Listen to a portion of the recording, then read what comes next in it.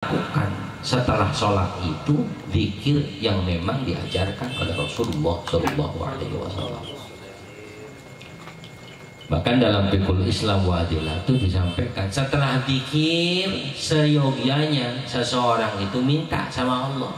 Kenapa? Itu hadiah. Dia selesai sholat, selesai zikir, terus suruh minta sama Allah. Kenapa? Pantas. Dia udah kerja, ya, udah kerja keras, keringat dan sebagainya, minta upah, pantas. Sholat kagak khusyuk, zikir jarang-jarang, minta sering-sering. Ya benar, Allah nggak bakal sewot, Allah nggak bakal, Allah maha penyayang. Cuman bisa ngukur diri kita. Ada. Kalaupun harus minta, misalnya minta sama seperti yang Nabi minta. Ini permintaan Nabi buat subhanallah tadi, Allahumma inni ala dzikrika wa syukrika wa husni ibadat.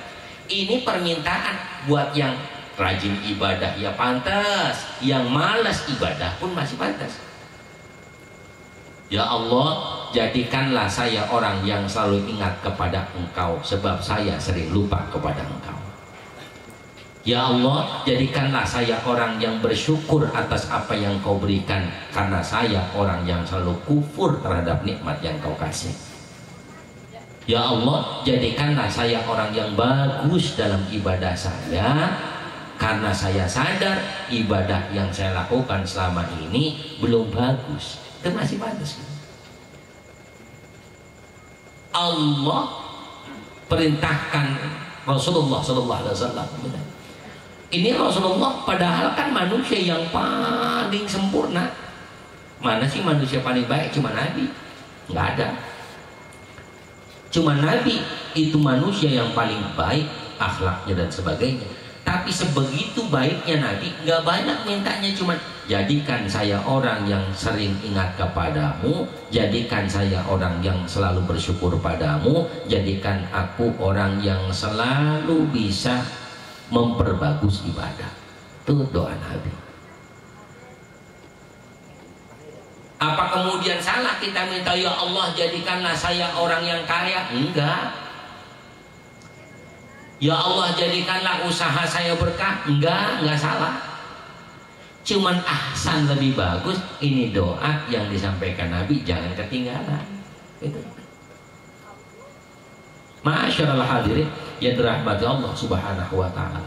Maka untuk menggapai doa itu, sekedar kalimat yang di lisan ini supaya menjadi perbuatan, sholat minimal tadi kita baca zikirnya.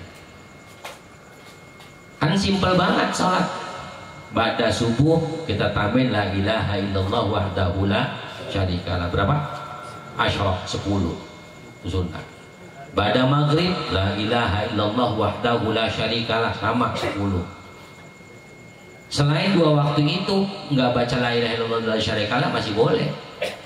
Astaghfirullahaladzim, astaghfirullahaladzim, astaghfirullahaladzim alladzi la ilaha illa huwal hayyul qayyum wa atubu ilaih min jami'il ma'asi wa dhunubi la hawla wa la quwwata illa billahil aliyyil azim. Allahumma antas salam wa minkas salam wa ilaika ya'udu salam fa hayyina rabbana bisalam wa dakhilnal jannata darussalam tabarakta rabbana wa ta'ala ya dzal jalali wal ikram. Allahumma la mani alima ataita. Atau nggak pakai baca itu karena kita nggak hafal subhanallah, nggak apa-apa. Allahumma antas salam wa minkas salam wa ilaika ya'udu salam fa hayyina rabbana bisalam wa dakhilnal jannata darussalam tabarakta rabbana wa ta'ala ya dzal jalali wal ikram. Subhanallah, subhanallah, subhanallah, subhanallah. 33. Alhamdulillah, alhamdulillah, alhamdulillah 33. Allahu akbar, Allahu akbar, Allahu akbar 33. Allahu akbar kabira walhamdulillahi katsira wa subhanallahi wa ta'ala. La ilaha illallah la syarika lahu lahul mulku wa lahul hamdu ala kulli syai'in qadir wa la haula wa la quwwata illa billahil aliyil azim. Angkat yarfa'u yadi. Angkat kedua tangan. Apa yang kita minta Allah Subhanahu wa taala tadi doa Nabi aja cukup. Allahumma a'inni ala dzikrika wa syukrika wa husni ibadati. Doa kalau mau tambahan lain, Robbi firli wali walidayya warhamhuma kama rabbayani shaghira. Kalau tambahin lagi wali jami'il muslimin. Kalau tambahin lagi wali walidina wali masyayikhina, itu doain tuh guru-guru kita, penting itu doain. Karena patokan ini kan, orang kalau pengen punya anak itu menjadi anak berbakti, maka si orang tua nih kita wajib mendoakan orang tua, nggak boleh enggak. Kalau kita pengen punya anak berbakti, maka wajib kita doain siapa? Orang tua. Kalau kita pengen punya anak sukses, kaya, ya sukses dalam pekerjaan, usaha dan sebagainya, doain orang tua, insya Allah sukses. Jaminannya gitu. Nah kalau pengen punya anak alim, doain guru. Guru disumpah-sumpahin mulu. Ya ada. Pengen punya anak saleh, salihah, doain guru. Pengen punya anak yang sukses, doain orang tua. Nggak bisa orang lepas dari kedua itu, ada subhanahu wa ta'ala, nggak bisa. Bagaimana kemudian kalau dia kepengen suksesnya berkah, maka doain orang tuanya, doain mertuanya juga. Maka anak-anaknya insya Allah sukses dunianya. Pengen saleh salehah, alim alimah, maka doain guru, tawasulannya pada guru dan subhanahu wa ta'ala.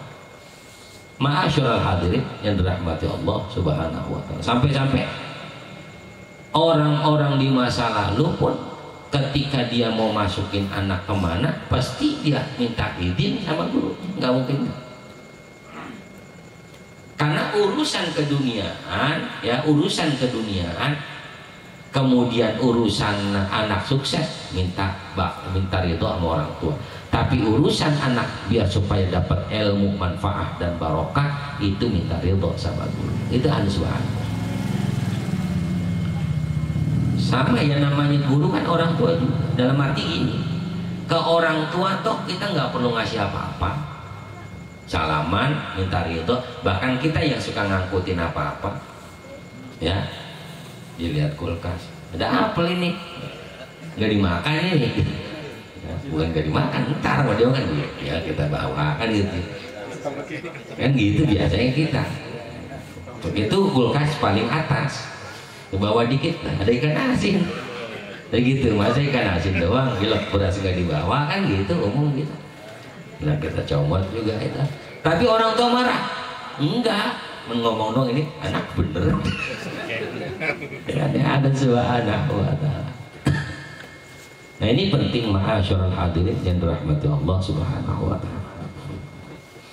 Wa an Abi Hurairah radhiyallahu anhu qala Rasulullah sallallahu alaihi wasallam, kalimatani khafifatani 'ala lisani thaqilatani fil mizan habibatani ila rahman subhanallah wa bihamdihi.